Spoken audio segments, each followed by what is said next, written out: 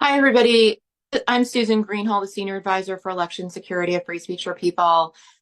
On Wednesday, November 13th, a group of computer security experts and myself sent a letter to Vice President Harris asking her to initiate recounts in key swing states of the paper ballots to ensure that the election can be verified. We raised this issue and asked for these recounts based on two important facts. One, our voting systems were breached between 2021 and now by operatives working for Donald Trump, and there has never been any sort of comprehensive federal investigation. This occurred in many states, and I'll get back to that in a second. And two, because though there are some audits that will occur in the swing states after the election, they're going to occur after the window for the potential to call for recounts has closed. So should there be errors or anomalies or something that shows up in the audit, it will be too late to call for a recount, to do a full recount and count all the paper ballots. So it is important to call for these recounts right away now before that window closes. And getting back to the software breaches, you probably never heard this. It is a wild story, but it's absolutely documented and unrefuted. It is a very crazy thing that did not get the necessary press coverage when it happened, although there was some coverage in the Times and the Washington Post and the Associated Press. Following his loss in 2020, Donald Trump's attorneys, Sidney Powell and Jesse Banal, hired operatives to go into certain election offices where there were sympathetic election supervisors or election officials to allow them to go in, access the voting machines, and take copies of voting system software. And that's the software that records and counts votes.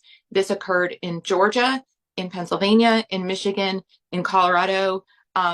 They also obtained software in Arizona, but the software was obtained through the Arizona audit, but then it was shared with a much broader network of election deniers.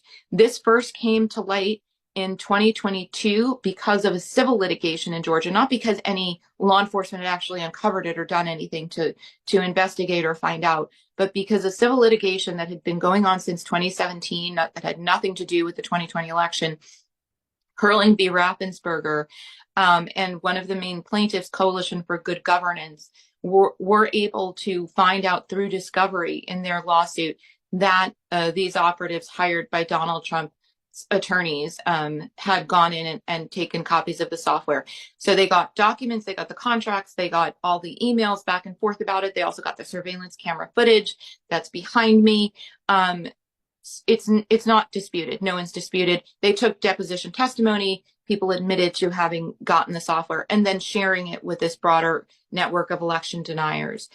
After that happened, we started to see that there had been other breaches and we could tie them all together. Then evidence was clear that the breaches were connected. The software that was taken in Coffee County, Georgia, was sent to the attorney in Michigan who was involved in several breaches there. The attorney in Michigan was working with the county in Pennsylvania that allowed the breaches in Pennsylvania. There's a very clear integrated network, which is deeply documented, and not by hearsay, not by news articles, but by public records requests, and most importantly and most frequently by court records, things that were filed with either in evidence in court, either sworn declarations or documents that were produced in discovery, or testimony that was taken in depositions in civil litigation. It is this, even though it sounds like a crazy story, it is documented to the nth degree.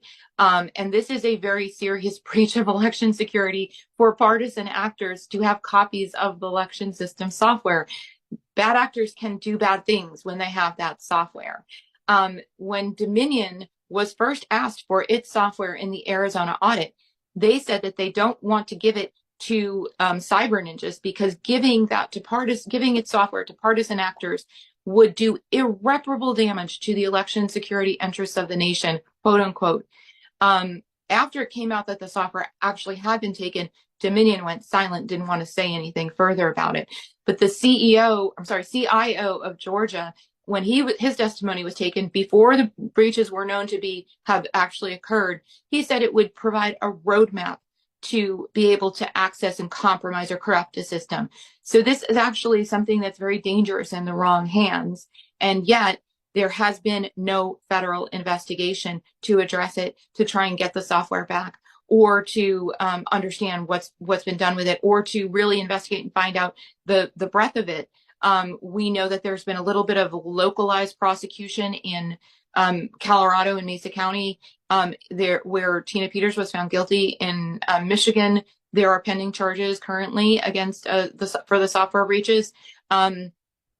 But in Georgia, the only law enforcement that has taken any action is the Fulton County District Attorney, who charged these alleged crimes as part of her RICO indictment. That is what Sidney Powell pled guilty to her involvement in those elements of getting illegal or unlawful access to the voting system software. But what's important to know also, in addition to what they got, the Dominion software, they were able to obtain software from ES&S, which is the largest vendor in the country. Between the two of them, they count about 70% of the votes in the country between ES&S and Dominion. We know that they have the Dominion software because there have been declarations filed in lawsuits by the people who took the software saying, we have software from ES&S that was servers and tabulators, and we've analyzed it. And these were lawsuits that were brought to challenge certain election results or to challenge the use of voting machines. So it's hiding in plain sight that this software was taken. We know that computer security experts, as well as Dominion, as well as the CIO of Georgia, have said this is very dangerous in the wrong hands. The Attorney General also had first denied giving it to Sidney Powell in one of her lawsuits in Georgia, calling it the keys to the software kingdom, and said, you can't give this to them. But they went ahead and took it anyway. They've had it since 2021. And we can say with certainty, there is no federal investigation going on. We have written from Free Speech for People, we and a number of computer scientists have written multiple letters to the FBI, DOJ, and special counsel, as well as CISA at Department of Homeland Security, urging investigations starting in late 2022 when this first surfaced. There is no evidence. Public records requests show that there's been no attempts by the feds to contact any of the places where the breaches have occurred. There's been no contact, no subpoenas, no request for information. And furthermore, we did get a letter back from the FBI, which essentially said, no, we're not doing this. That was back in early 2023. And I met with the FBI several months ago, and it was apparent from that discussion that there is no investigation going on. So a massive election security breach occurred. It's basically been ignored by our federal law enforcement.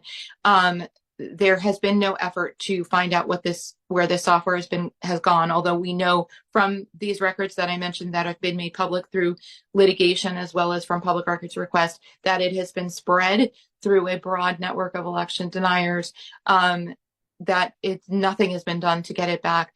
And one thing people often assume is they figure, oh, well, they must have replaced the software by now, right? They took the software, so they replaced it. No, this is the same software that's sitting in the systems that we voted on this election, was the same software that was taken in these voting system breaches. Thank you for listening. We are strongly calling on the VP to seek recounts so we can be sure that our election results are correct, even though it suffered this breach. That's why paper ballots make our elections resilient. If we go back and count the paper ballots, we know they are resilient against the potential for some sort of disruption. We need recounts of paper ballots. Thanks so much for listening. You can learn more at our website if you go to election protection and then looking at challenging insecure voting equipment and demanding a federal investigation into voting system software breaches. Thanks. And that's freespeechforpeople.org.